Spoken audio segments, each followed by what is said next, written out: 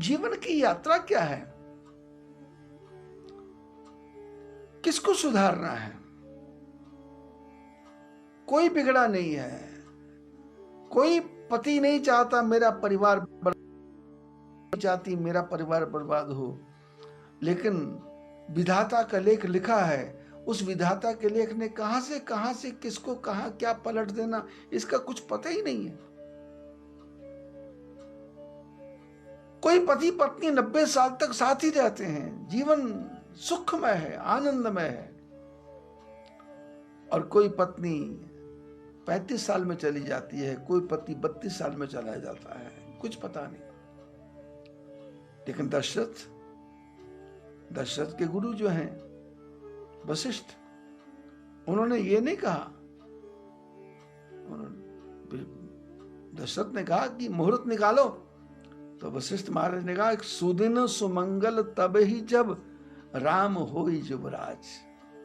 और जीवन में ये सूत्र आप सब बांध लो कि जीवन में सुदिन सुमंगल तब है जब काम फाइनल हो जाए, और जब तक फाइनल ना हो तब तक हड़बड़ाहट करना नहीं। आप लोग लड़के की सगाई करते हो, कितनी चोरी से करते हो, जमीन का सौदा करते हो, कितनी चोरी से करते हो, मकान खरीदते हो, कितनी चोरी से करते हो, कुछ पैसा कमाते हो, उसको कितने ट्रिक से कमाते हो।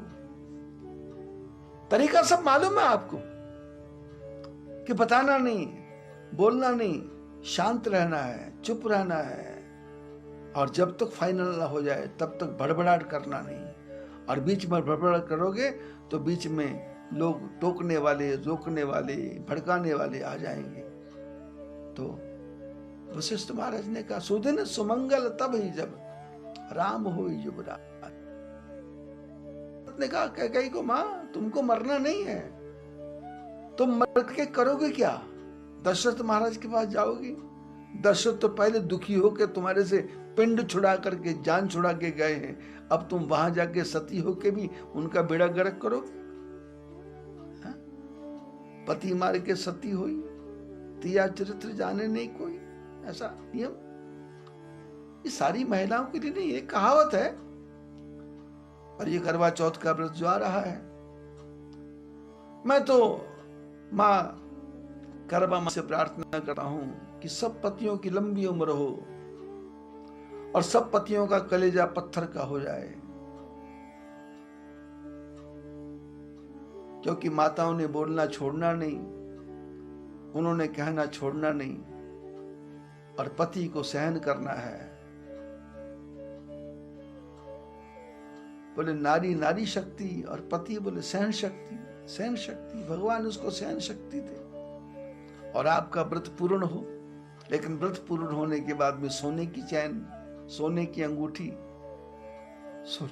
सोने की बंगड़ी नहीं, बस तुम्हारे माथे पे जो मांग है उस मांग में पति के हाथ का सिंदूर हमेशा पड़ा रहे, तुम्हारे हाथ की मेहंदी हमेशा चमकती रहे। भीष्म पितामह ने द्रौपदी को आशीर्वाद दिया था,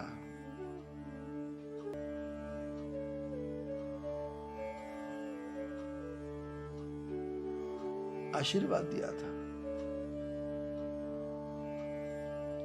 प्रात समय की बेला में भीष्म की लगी समाधि थी, मन हरि चरणों में लगा हुआ उस जगह ना एक उपाधि थी, चरणों में जाके सर टेका, द्रौपदी ने जाके सर टेका चरणों पर वीर पितामह के। चरणों पर कौन गिरा देखूं बाबा, भीष्म एकदम चौंके, देखा एक सधवा नारी है, चरणों पर शीश झुकाती है, तन की रंगीन साड़ी उसकी सधवापन को बतलाती है, आशीर्वाद निकला मुंह से, सौभाग्यवती है बेटी, तेरे हाथों की मेहंदी का ना रंग कभी उतरे बेटी, सौभाग्य तुम्हारा अटल रहे, सिंदूर से मांगना खाली हो, आशीर्वाद यह भी ले जा, तू वीर कुमारों वाली हो। भीष्म पितामह जी ने आशीर्वाद दिया, द्रौपदी सौभाग्यवती भव, पुत्रों वाली हो, तेरे हाथ की मेहंदी कभी खत्म ना हो, तेरे माथे का सिंदूर कभी खत्म ना हो, तेरे शरीर के ऊपर जो लाल चुनरी है ये भी कभी खत्म ना हो, और बाकी जीवन की चीजें हैं ये तो आनी जानी खेल है। गरीबी आएगी, अमीरी आएगी, अच्छा आएगा, बुरा आएगा। अगर आपको हमारा कंटेंट पसंद आया हो तो वीडियो को लाइक करें, ज़्यादा से ज़्यादा शेयर करें और हमारे चैनल को सब्सक्राइब करें।